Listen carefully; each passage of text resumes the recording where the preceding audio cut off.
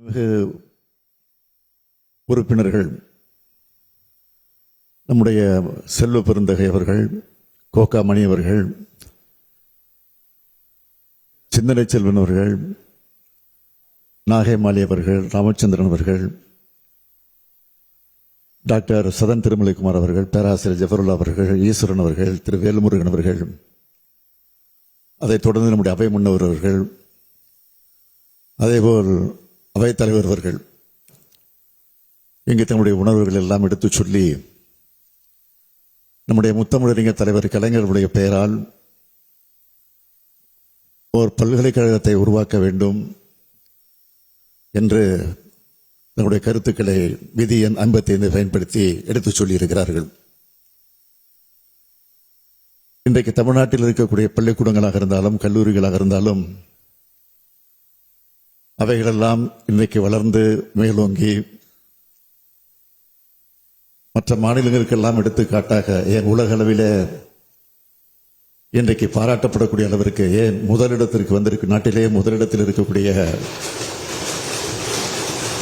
நம்முடைய கல்வி நிலையங்கள் எல்லாம் உருவாவதற்கு காரணம் பல்வேறு தலைவர்கள் இருந்தாலும் அதில் முக்கியமான தலைவர்கள் ஒருவராக நம்முடைய முத்தமிழறிஞர் தலைவர் கலைஞர் அவர்கள் விளங்கிக் கொண்டிருக்கிறார்கள். அப்படிப்பட்ட கல்வியினுடைய வளர்ச்சிக்கு பாடுபட்டிருக்கக்கூடிய பல்வேறு திட்டங்களை உருவாக்கி தந்திருக்கக்கூடிய நம்முடைய தலைவர் கலைஞர் அவர்கள் எல்லோரும் குறிப்பிட்டதைப் போல பல்கலைக்கழகங்களுக்கெல்லாம் ஒரு பல்கலைக்கழகமாக விளங்கிக் கொண்டிருக்கக்கூடிய நம்முடைய முத்தமிழறிஞர் தலைவர் கலைஞர் அவர்களுக்கு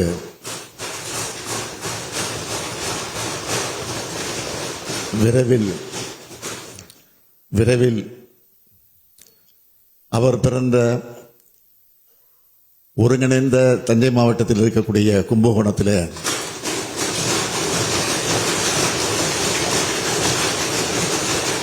நம்முடைய மாண்புமிகு உறுப்பினர் ஜே.கே. மணி அவர்கள் குறிப்பிட்டது போல எந்தவித தயக்கமின்றி நான் அறிவிக்கிறேன், அங்கே கலைஞர் பெயரால் கும்பகோணத்தில் விரைவில் பல்கலைக்கழகம் ஏற்படுத்தப்படும் என்ற உறுதியான செய்தியை மீண்டும் சொல்லுகிறேன். எந்தவித தயக்கமின்றி இதை சொல்லுகிறேன் என்று சொல்லி நான் அமைகிறேன். நன்றி, வணக்கம். உயர்கல்வித்துறை மாண்புமிகு பேரவைத் தலைவர் அவர்களே, முத்தமிழறிஞர் மூதறிஞர் அன்பு தலைவர் கலைஞர்களுடைய பெயரில் பல்கலைக்கழகம் அமைக்க வேண்டும் என்ற கோரிக்கையை முதல் வரிசை தலைவர்கள் வலியுறுத்தி மாண்புமிகு முதலமைச்சர் அவர்கள் கும்பகோணத்தில் அது அமையப்பெறும் என்ற அறிவிப்பை வெளியிட்டதற்கு உயர்கல்வித்துறை சார்பிலும் அந்த மண்ணின் தொண்டன் என்ற முறையிலும் மனமார்ந்த நன்றிகளை கோடிக்கணக்கான முறையில் தெரிவித்துக் கொள்கிறேன்.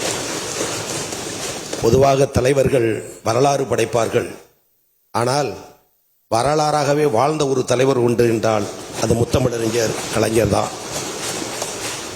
பள்ளி படிப்பை தாண்டாமலேயே பல்கலைக்கழகங்களுக்கு பாடமானவர் டாக்டர் கலைஞர் அவர்கள். சென்னை பல்கலைக்கழகத்தில் மேடையில் வீசிய மெல்லிய பூங்காற்று PhD மாணவர்களுக்கு ஆய்வு நூலாக விளங்குகிறது. மேடையில் பல தலைவர்கள் பேசுவார்கள், மேடை உண்டு, தலைவர்கள் உண்டு, ஒளிவாங்கி உண்டு.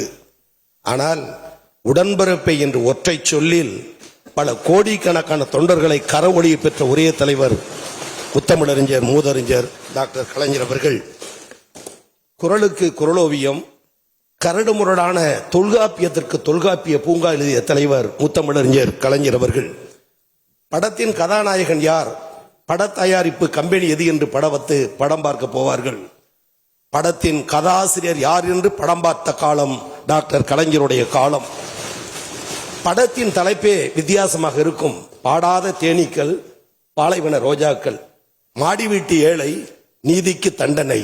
வார்த்தையிலேயே ஒரு கதையை சொல்ல முடியும் என்ற கதாசிரியர் டாக்டர் கலைஞர் என்ற கம்பீர தலைவர் மட்டும்தான்.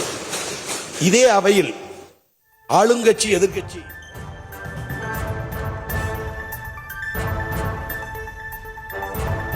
தமிழ்நாட்டில் கலைஞர் கருணாநிதி பெயரில் பல்கலைக்கழகம் இல்லை என சற்று முன்னர் பாமக தலைவர் எம்எல்ஏ ஜி.கே. மணி கவலை தெரிவித்திருந்தார். இந்த நிலையில் தற்போது முதலமைச்சர் மு.க. ஸ்டாலின் கும்பகோணத்தில் கலைஞர் பல்கலைக்கழகம் அமையவிருக்கிறது என்ற தகவலை கூறியிருக்கிறார். விவரங்களை செய்தியாளர் ராஜேஷ் வழங்க கேட்கலாம். ராஜேஷ், வணக்கம். முதல்வர் உரையாற்றிய காட்சிகளை பார்த்தோம். எப்பொழுது இது அமையவிருக்கு என்பது பற்றி சொல்லியிருக்காரா? இது பற்றி விவரம் என்ன? வணக்கம். தமிழக முதலமைச்சர் மு.க. ஸ்டாலின் அவர்கள் சட்டப்பேரவையிலே ஒரு முக்கியமான அறிவிப்பை வெளியிட்டிருக்கிறார். கும்பகோணத்தில் கலைஞர் கருணாநிதி பெயரிலே விரைவில் ஒரு பல்கலைக்கழகம் ஏற்படுத்தப்படும் என்று தெரிவித்திருக்கிறார். எந்த விதமான தயக்கமும் இல்லாமல் நான் இந்த அறிவிப்பை வெளியிடுகிறேன் என்றும் அவர் குறிப்பிட்டிருக்கிறார். முன்னதாக பேசும்போது சட்டமன்ற உறுப்பினர்கள் செல்வ பெருந்தகை, ஜி.கே. மணி ஆகியோர் முதலமைச்சர் தன்னுடைய ஆட்சி காலத்தில் தன்னுடைய தந்தைக்கு ஒரு பல்கலைக்கழகம் உருவாக்குவதை ஒரு சங்கடமாக, ஒரு தயக்கமாக கருதக்கூடாது என்று ஒரு கோரிக்கையை வைத்திருந்தார்கள். எனவே அவர்களுடைய அந்த கோரிக்கையை சுட்டி காண்பித்தே முதலமைச்சர் பேசியிருந்தார்.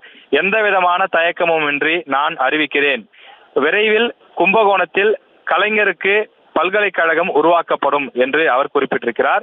ஏற்கனவே தமிழகத்தில் 20க்கும் மேற்பட்ட அரசு பல்கலைக்கழகங்கள் செயல்பட்டு வரக்கூடிய நிலையில் கூடுதலாக ஒரு பல்கலைக்கழகமாக இது உருவாக்கப்பட இருக்கிறது. அந்த புதிய பல்கலைக்கழகத்திற்கு கலைஞர் பெயர் சூட்டப்படும் என்பது தமிழக அரசினுடைய அறிவிப்பாக இருக்கின்றது. முன்னதாக 55 விதியை கொண்டு வந்து அதன் மீது பல்வேறு சட்டமன்ற உறுப்பினர்களும் பேசினார்கள். பாஜக மற்றும் அதிமுகவை தவிர மற்ற கட்சியை சார்ந்தவர்கள், அதாவது காங்கிரஸ், பாமக, கம்யூனிஸ்ட், மதிமுக, பன்ருட்டி வேல்முருகன் உள்ளிட்ட பல்வேறு கட்சிகளினுடைய தலைவர்களும் பேசியிருந்தார்கள். தமிழ்நாட்டில் இருக்கக்கூடிய ஏதேனும் ஒரு பல்கலைக்கழகத்திற்கு முன்னாள் முதலமைச்சர் கலைஞர் கருணாநிதி அவர்களுடைய பெயரை சூட்ட வேண்டும் என்று கோரிக்கை வைத்திருந்தார்கள். தமிழக முதலமைச்சர் அந்த கோரிக்கையை ஏற்று புதிதாகவே ஒரு பல்கலைக்கழகத்தை உருவாக்கி அந்த பல்கலைக்கழகத்திற்கு கலைஞருடைய பெயரை வைப்பேன் என்று அவர் குறிப்பிட்டிருக்கின்றார். அவை முன்னவராக இருக்கக்கூடிய மூத்த அமைச்சர் துரைமுருகன் அவர்களும் இந்த அறிவிப்பை வரவேற்றிருக்கிறார். கலைஞர் ஆரம்பகால அரசியல் செய்த கும்பகோணத்தில் ஒரு புது பல்கலைக்கழகம் அமைக்கப்பட இருப்பதும் அந்த பல்கலைக்கழகத்திற்கு கலைஞருடைய பெயர் சூட்ட இருப்பதும் மிக்க மகிழ்ச்சி என துரைமுருகன் அவர்கள் தெரிவித்திருக்கின்றார். எனவே இந்த அறிவிப்பு ஒரு முக்கியமான அறிவிப்பு. தமிழகம் ஏற்கனவே உயர்கல்வித்துறையில் இந்திய அளவில் முதலிடத்தில் இருக்கிறது. அதற்கு காரணம் தமிழகத்தில் ஏராளமான பல்கலைக்கழகங்கள், கல்வி நிலையங்கள் இருப்பது. இங்கு தமிழக அரசு, அது அதிமுகவாக இருந்தாலும் திமுகவாக இருந்தாலும் கல்விக்கு அள்ளி அள்ளி கொடுக்கிறார்கள். அதன் காரணமாகத்தான் தமிழக மாணவர்கள் படித்து இந்திய அளவிலே சிறந்த மாணவர்களாக திகழ்ந்து வருகிறார்கள். எனவே அந்த அடிப்படைக்கு ஒரு புதிய பல்கலைக்கழகம் வர இருப்பது கல்வியாளர்கள் மற்றும் பெற்றோர்கள் மத்தியிலும் கூட மகிழ்ச்சியை ஏற்படுத்தியுள்ளது. முழு விவரங்களுக்கு நன்றி ராஜேஷ்.